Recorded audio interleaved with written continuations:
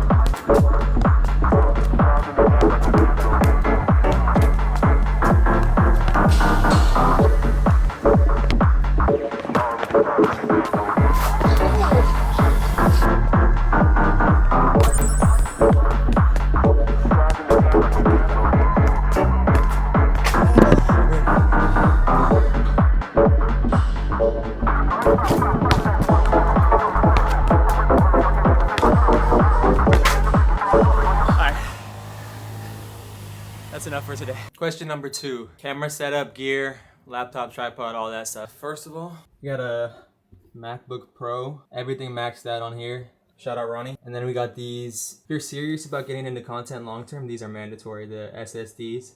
Samsung SSDs. I use these ones because they're waterproof. This is 2 terabytes and this is 4. Footage on there stored for videos. This tripod I'm using, the main one I use for vlogging, is the Mantis Pro from PGY Tech. Here, this is the other tripod I use, the newer LT32. It's pretty easy to travel with, so I'd recommend this. It's kind of expensive. I only got this recently. I got a bunch of these things recently. Like I got these 2 very recently, laptop I think a year ago, and then these you have to continuously get new ones for the most part. Of course, you guys want to know the most important thing: what camera do I use? If you watched my last Q&A, I had the A7 III, but I just most recently got the FX 3. That's why the quality is way better recently. It's pretty expensive, so if you guys are looking to get a cheaper camera, I'd recommend the A7 III. It's pretty good. For lenses, I have a 28 to 200, I think, Tamron, 20mm Sony, and then the fisheye lens. I'm giving you guys this information so you can create your own art. Don't just buy this stuff and put it to waste. I'm relying on you guys for the future. It's in your hands. Forgot to show you guys this. This is the mic I use, ECM M1. I'm gonna spend the day today going around Tokyo answering your guys' questions. I haven't been back to Ginza recently, so I think I'm gonna go to Ginza, try to find a food spot.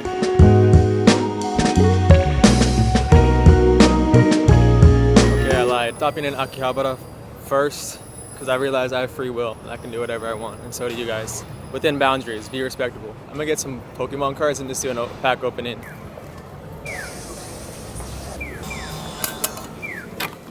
Guys, I got scammed. I've opened these packs before. They're not worth 1,000 yet. Answer the next question. Question number 3. Do you have words of wisdom for people living alone abroad? I lived alone abroad multiple times, and I'll tell you, it's not very fun at first. The first months, when I moved to Austria, that was the first month of that was the worst period of my life. I can't even open this because I had nothing going on. And I think the most important thing is making sure you're always busy having stuff going on. Finding community, just put yourself outside, put yourself out there, whether that's sending DMs on Instagram or just looking events up around that area that you moved to. That's what I did. That's why I moved to Tokyo for 2 months, is because there's so much going on here for 2 months. Otherwise, I could have moved anywhere, but I know I want to make videos, and for 2 months, it's going to be a lot. So I want to make sure there's always something to do. All right, first card. Yeah, what these are. My favorite thing with these cards are the designs on them, and that's why I get them personally. I don't think people think about how much creative thinking and design goes on with just this image here, first of all, the whole card, and then creating all these different characters in the game. This is a whole art piece on a card. Yeah, I'd say if you're moving abroad, or if you're already alone abroad and it's been a minute since you moved and you're struggling to find friends, or it's not easy, people already have their friend groups. Not every country, it depends on the country you move to also, not every country is open to making new friends. I think Japan's a little bit like long-term friends. Japan, they're really nice, but making friends in the long term is a little bit harder here, I think. Because of the language barrier, that's one thing. But somewhere like Brazil, I think they're more open to just inviting you to everything. US maybe a little bit more too, but like Austria, I don't think they were necessarily like that. So just put yourself out there, that's the biggest thing that I would recommend. Every day, just try to put yourself out there. You don't know what can come from it, just from a conversation at the grocery store even. Who inspires my content? Which creators do I like? A lot of the people I look up to are less ego-driven. That's why I like Japan so much. Everyone here, for the most part, and supporting each other. That's the hugest thing for me. I don't think, off the top of my mind, there aren't many. To be a creator, I think it's a lot to do with ego, and that's why, personally, my favorite thing is not making this type of content, these daily vlogs. The main reason I'm doing this is to grow creatively and post every day, push myself, because the more you create, and I'm sure you guys are looking for inspiration and you're thinking there's some magical way to get it, but the more you create, the better you're going to be at it. The more you set up the camera and try to set up a shot, you're going to see new things every day if you're doing it every day. So just get the camera out and shoot every day, whether it's your iPhone or camera. And that's the biggest thing. I'd rather make the cinematic videos that you guys know I make. And once I hit that number, you guys won't see me make videos like this much more. I'm just doing this because I have a goal set in mind, and after that, it's really, you guys are really gonna see inside my mind creative. I did not answer any of your question.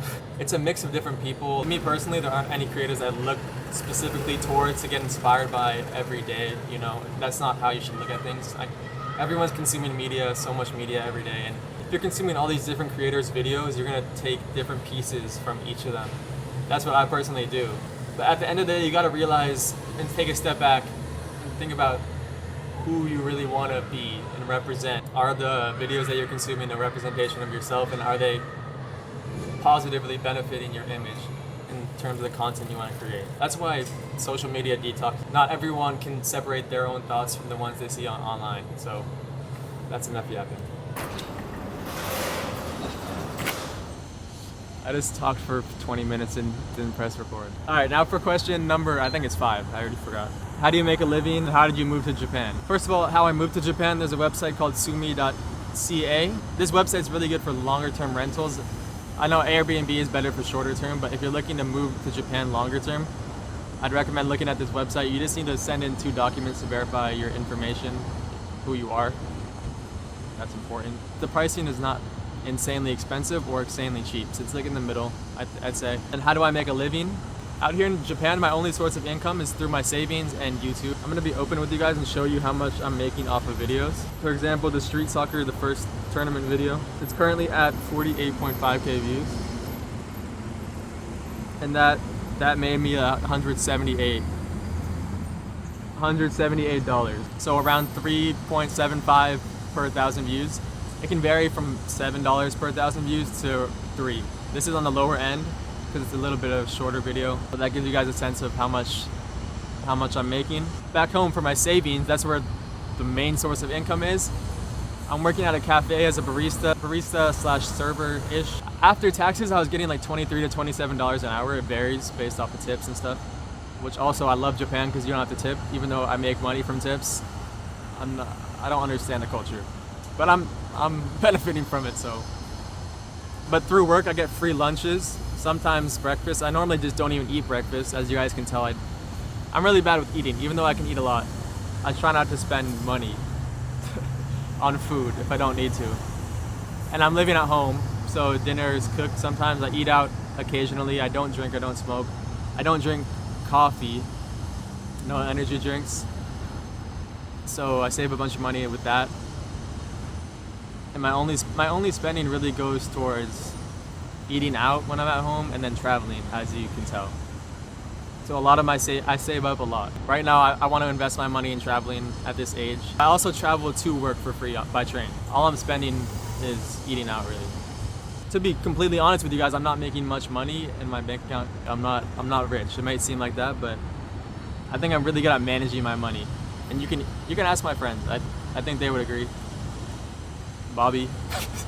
My goal is to break even for this. I keep saying I'm gonna eat. This is how you save money. Don't eat. No, I'm playing. Make sure you eat.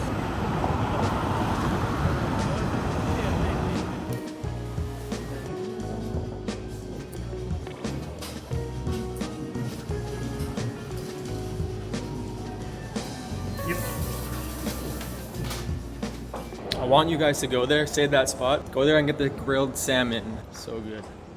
Just outside the Tokyo station, by the way. Questions number 6 and 7. How did you learn video editing and filmmaking? I'd say I'm 90% self-taught when it comes to this. Well, self-taught, when I say that, I mean I watch YouTube tutorials. I didn't go to any classes for this. Everything I learned through graphic design started in middle school. I would just watch YouTube tutorials on people doing it or watch them doing it. A lot of the stuff that I learned is through watching. Even skills in footy. Even freestyle skills, I just learned them through watching other people do them multiple times in slow motion. That's the biggest thing. Slow motion.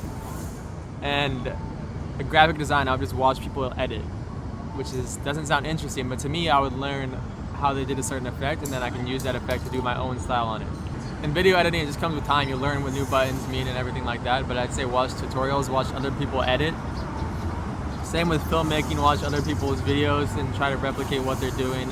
Watch tutorials, those are the biggest things. Outside of soccer and content, what do I do? Well, over the last month, nothing, 0.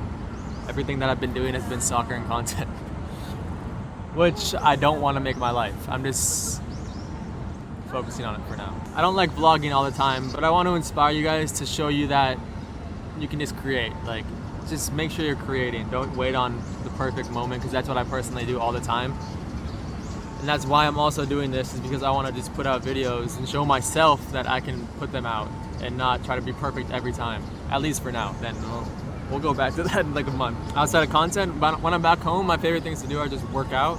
I do a lot of calisthenics. I don't really go to the gym.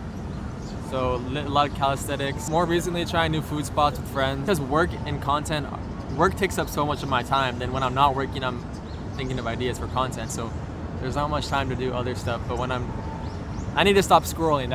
I'm making excuses, but I'm trying to find new communities back home in San Francisco that are not just soccer related, because I feel like soccer is just everything for me right now, and I'm way bigger than that personally, and I value myself more than just being a soccer player, and I think everyone should, because it's just, at the end of the day, it's just a game, and I can respect people way more when they're something outside of just soccer.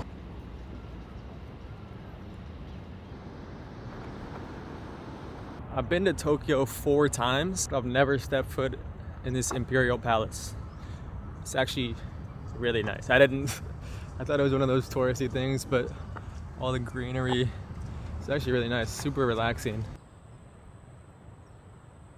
Question number 8. This one's deep. Kind of answered it in the last Q&A, but it's kind of changed. Maybe, I don't know, I forgot what I said. What gives me purpose? If you asked me a few months or years ago, I think my answer would have been creating. But I think I realized over time that inspiring is what really gives me purpose and brings me the most fulfillment. The event I did in Shinjuku with all the kids, that's probably been my favorite moment so far out of everything that's happened, because you can see the joy in the kids' face when we're doing the freestyle and all the skills, and it feels like everything that I've done has paid off. So stuff like that, just inspiring the next generation. Not even just the next generation, but people that are stuck in certain points in their life to get up, and it doesn't always have to be creative, just doing stuff that they've always wanted to do. He heard someone yapping, he was confused what was going on. I'm outside the police station. We're gonna move spots. Maybe he wanted to know what my purpose was too, he was just curious.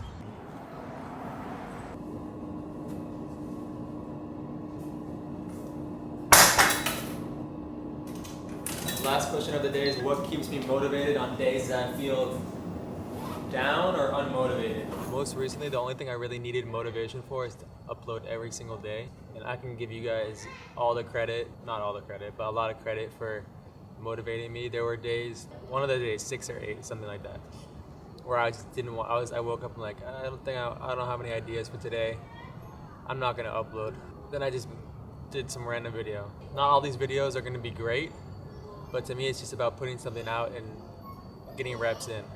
So if you have any ideas, let me know in the comments, please. Outside of recently, I'd say when I'm typically feeling down or unmotivated, I look back at how far I've come and delayed gratification. That's the biggest thing to me, looking at that. The days where I don't want to do something, they're gonna add up, and I look back at myself a few years ago and see how much I've gotten better, because I have worked on those days where I didn't really want to, if that makes sense. like and subscribe. Before this video ends, I want to give one shout out to that one comment who told me that they extremely discount food after 7 p.m. because I've been doing that every single day, or most days recently. I'm about to go get dinner right now at the supermarket.